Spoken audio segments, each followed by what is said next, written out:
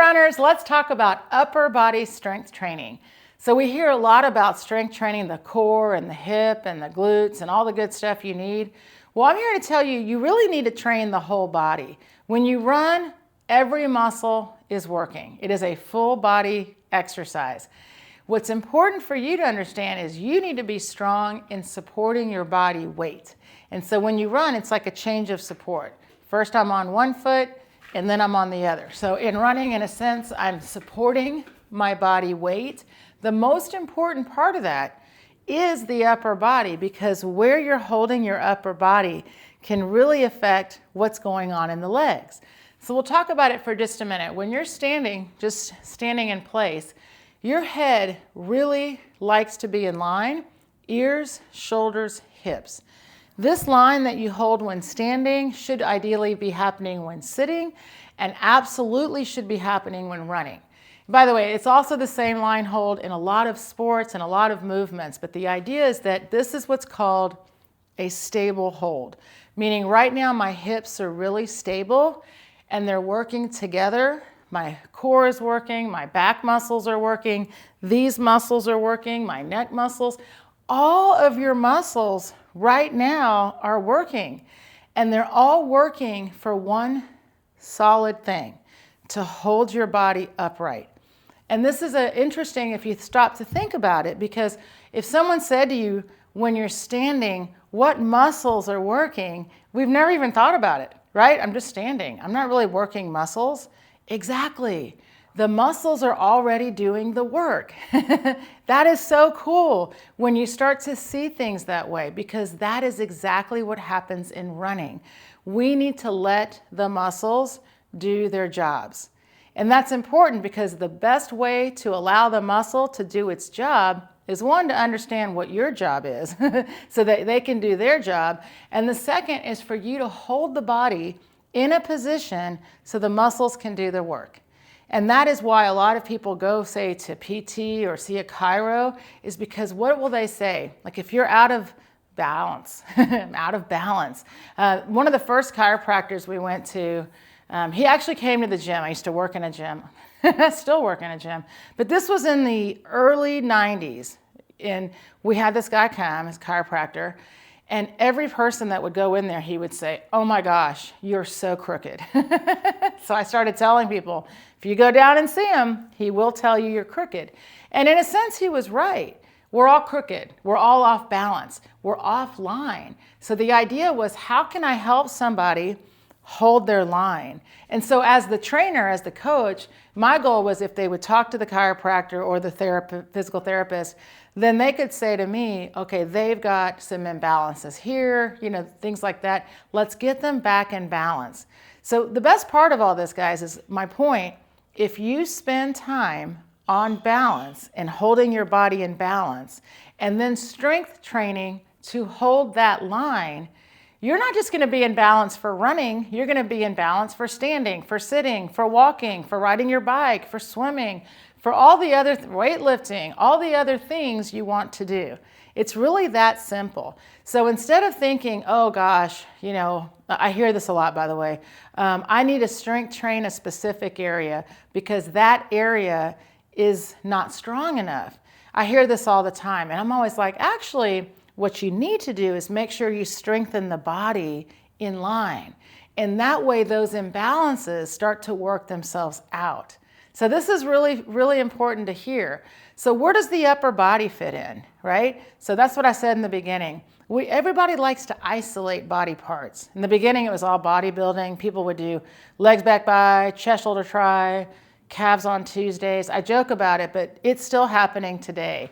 When I joined a gym, by the way, I was a freshman in high school, and I walked to the gym after school, and my best friend had wanted to lose weight. So we went together, and she never went back. And I loved it. But the best part was when we walked in, here's the guy going to sell us the membership. And we also got tanning. It wasn't just working out. We were going to be fit and tan. And he said that since, we were younger. And I said, I want to learn how to lift weights. I told him that. And he said, oh, okay, I'll show you how to use the machines. And I said, no, I don't want to use machines. I want to lift weights. I want to be strong. And he had never met really somebody that wanted to do that. One, I was a teenager. I was really young. And I didn't want to do bodybuilding. And I think he was a little bit like, oh, I don't know what to do with you. So he taught me how to do a squat, a press, and bicep curls. And it's fun because, by the way, if that's all I'd ever done, I'd probably have a base of strength still. You know, squats are really good. Overhead press, I still do. Bicep curls, I don't do so much anymore. They're not a bad exercise, but the reason people love bicep curls is because they think that's what they're doing when they run, right? When we see people doing this, we think, ooh, I should do bicep curls. And of course, you know, push-ups come into play. And I want to say to people, they're fantastic exercises. Like, there's so many good exercises. I want to talk about upper body strength training, going with your full body. We tend to put them together at Run RX. So I give a lot of plank exercises, push-up exercises, and a lot of standing, because that's what you're going to be doing when you run. And so it's important because when you're running, right, you're holding your line, you're actually just letting your arms hang by your side. You're not doing a bicep curl when you run, you're holding. The arm swing is a byproduct. It's in response to the legs moving and running. So that's important because, by the way, what's popular now in running is cross training. We see a lot of things like the Spartan racing and the High Rocks training and CrossFit, all these things where you're combining arm work, leg work, running, right? We're seeing that. And then we're seeing things like just say you go trail running or you go for a long run and you're going to hold something in your hand or wear something. So we see this a lot, like people are carrying water, they're either holding it or they have a pack on, right? This is all strength. Now you're adding load to your run. And so then we got to talk about that adds to the need for strength. But first you need the foundational strength that I have to be able to hold this bowling ball of a head up the whole time. That is the hardest thing in running, in standing and sitting and all of it. Because this is the heaviest part. 68% of your body weight is from your hip to your head. And when you're running, you're on one foot. So small, big, weight-wise. So the balance thing becomes so important because if my head goes forward at all of these muscles in my back and my neck, they're all having to fire constantly, because they don't know what's going on and they're trying to pull my head back. Same thing, if I lift my head up this way, my neck muscles, my back muscles, my lower back, you see how these upper body muscles are actually getting really challenged just from your head being off, right? Not even tired yet. Just having to hold, finding your body's always wanting to know where is the head. This is really important. So this is why you need to do upper body strength training, is because all of these muscles here, your neck, your traps, your lats, your back, your postural muscles, these muscles need to be strength trained just as much as the front, right? The core muscle, the chest muscles, shoulder muscles, they all. So we don't isolate, we don't separate, we just make sure they get included. So that's the important thing. And then, you know, there's not, here's the one best exercise. What we've done, what we have in Run RX, if you go through the 3-2-1 run, or you go through the free reboot that we have, it's on YouTube, might be on the app by now. I got a ton of exercises, but the important thing is that they're for a reason, right? So push-ups, for example, push-ups are great. It's a great exercise, right? But just having a strong chest, what's the point for running, right? So ask yourself these questions. Well, I want a strong chest and strong arms to be part of that line of holding me up, right? It's important. I start everybody with this. You can use a broomstick. This is a PVC pipe. It weighs nothing. However, just like your body weight, it's important to understand that I need to be strong just with my body weight without adding a lot of heavy load first. So I start with things like PVC pipe, and then we work on lifting the arms up. I just want you to know something. When I work with people and I first start, most people cannot hold this position. Arms up, locked, and overhead. It's very common for runners to either be bent in the elbow a little bit or the hands are here. Okay, and this is just with no weight. If I ask people sometimes just to lift their arms, they come to here. They don't have the mobility, which is just range of motion, or the strength to do that. Without awareness, by the way. Like, they don't realize it. It's very quick to get stronger. That's the greatest part, and it's forever, right? Once I start to realize that I need to engage this whole line, and one of the things I teach in the very, very beginning, when you're standing, just standing in your ready stance, for a lot of people, this is ready stance, right? My knees are bent, and then I say, I want you to lift. Like, pretend you've got a jacket on, full jacket with a hood, and you've got it on, right? You put it on, but then you're gonna zip the line. And then I say that. What happens when you do that? Naturally, most people will kind of pull their stomach in, but lift that rib cage. Lift. This lift is missing in so many people's line, in their hold. Then they get more fatigue, then they get back pain, they get hip pain, IT band, plantar pain, you name it. It's all coming from this part of the body not being lifted and then held, right? So if all I did was bicep curls, how would that help me to hold my lift? See, these are things that I want you to start to think about. This is why I start with exercises like this, taking something that weighs nothing, but learning that this is incorrect. See, if I just take this and I just go like this, I'm missing half the work. Then I'm going to tell you, take this whole part and lift. See, now I'm lifted. Now straighten your arms out. Make sure that you can rotate your head and neck. You see the difference of that? This is a completely different exercise. Then we work on balance. Let's hold our running pose with our upper body lifted. And then let's start working on single arm strength and balance and making sure we keep holding that line.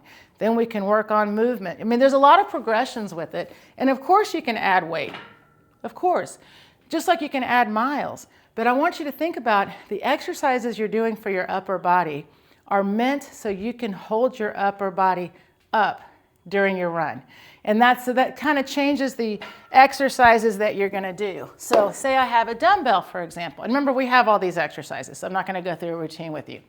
But just like I said, if I just do this, then I'm missing a lot of things, right? Because this action isn't even happening in my run.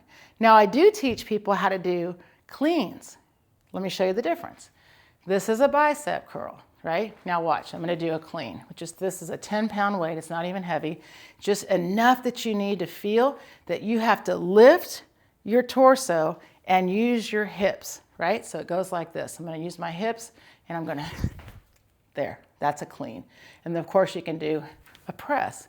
And both of those exercises, I use my feet, I use my calves, my quads, my hams, my glutes, my core, my line, my lift. You just got a full body exercise. And look, you still got a curl in there because when you do that, right? That was a curl, but look at the difference. This is just a curl. This, with the lift, is a fully different exercise.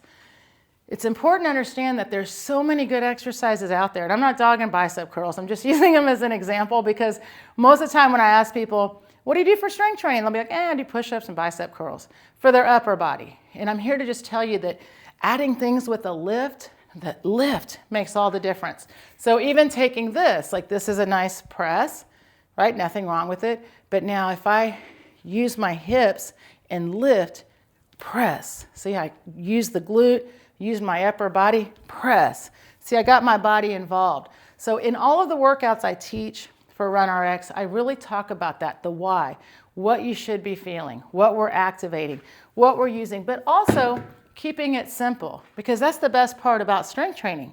It's just like running. You want to stay simple.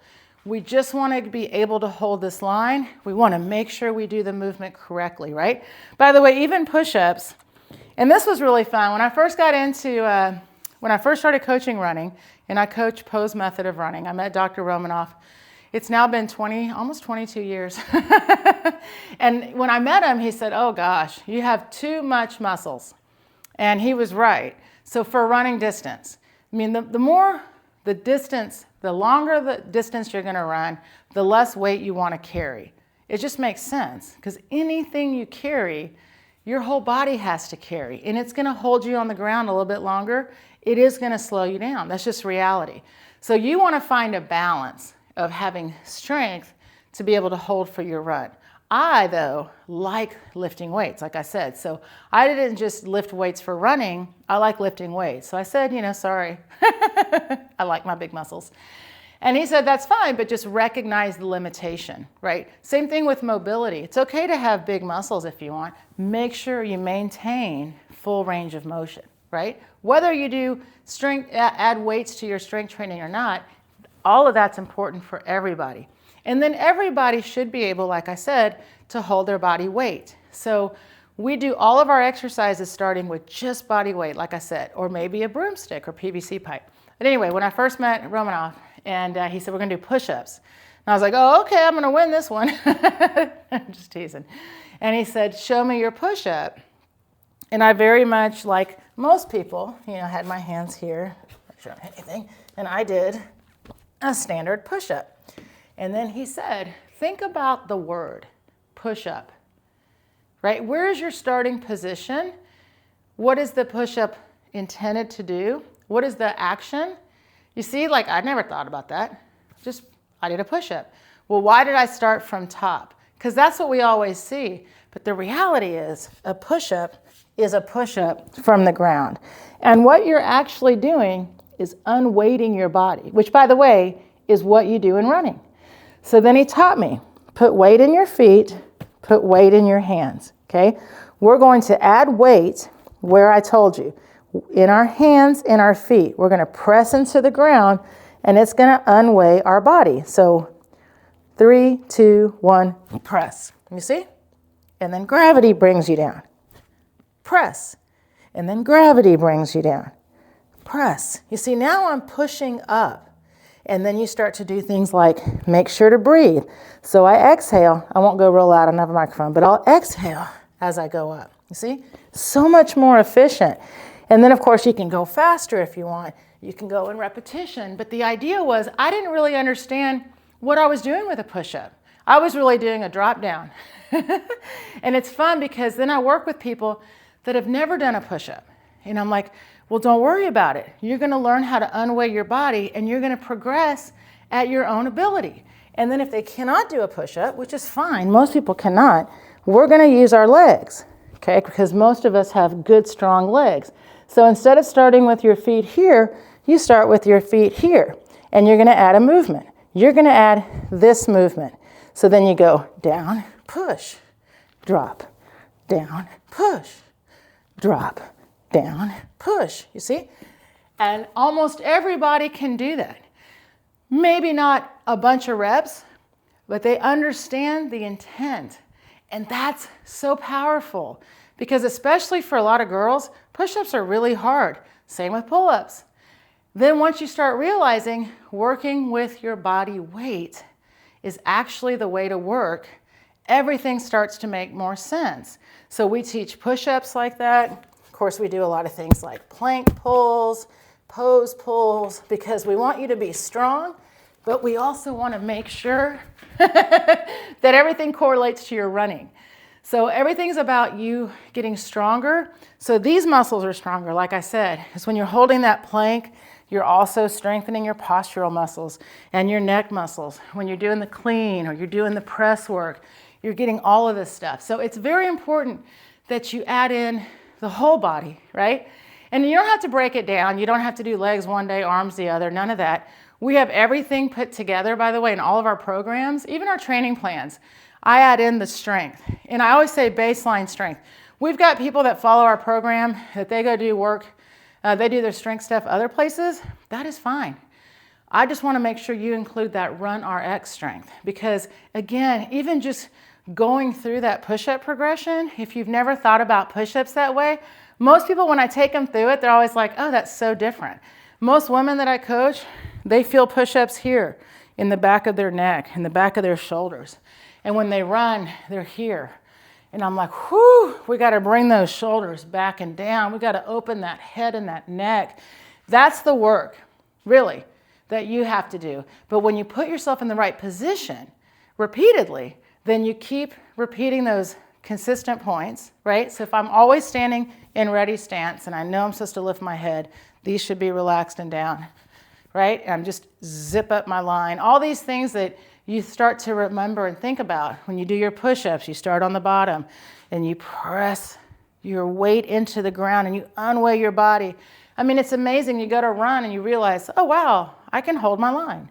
I can lift. This is it. Then all you have to do is let your body free fall, pull your foot, and you're running, and that strength will hold you. It'll hold you for your run. That's the best part. In fact, I'll share a little story with you. I have a woman, she just ran a marathon today. When she came in to run RX, she had plantar fasciitis severe. She wanted to have surgery. She contemplated surgery. I asked her to stick through with it. And when she was first with us, I said, you've got to start doing the strength. You've got to start doing, and she said, it's my plantar. It's my foot that hurts.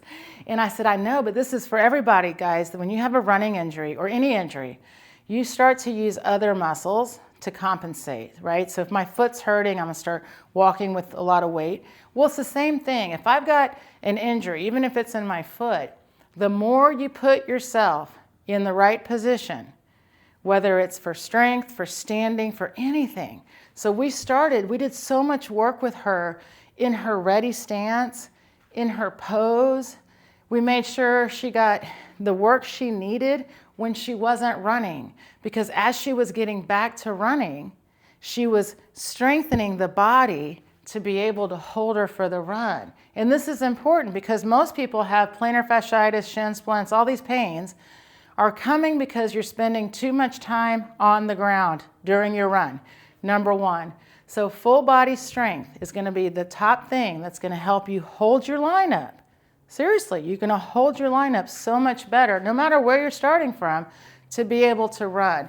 So being able to work on that through her recovery was, I mean, like I said, she ran a marathon today. She really, I'm crying, you know, I'm sure she was crying. But she was ready to give up. And, you know, she had done everything. I'm stretching my calf. I'm strength training my feet. I'm doing the toes crunches, you see?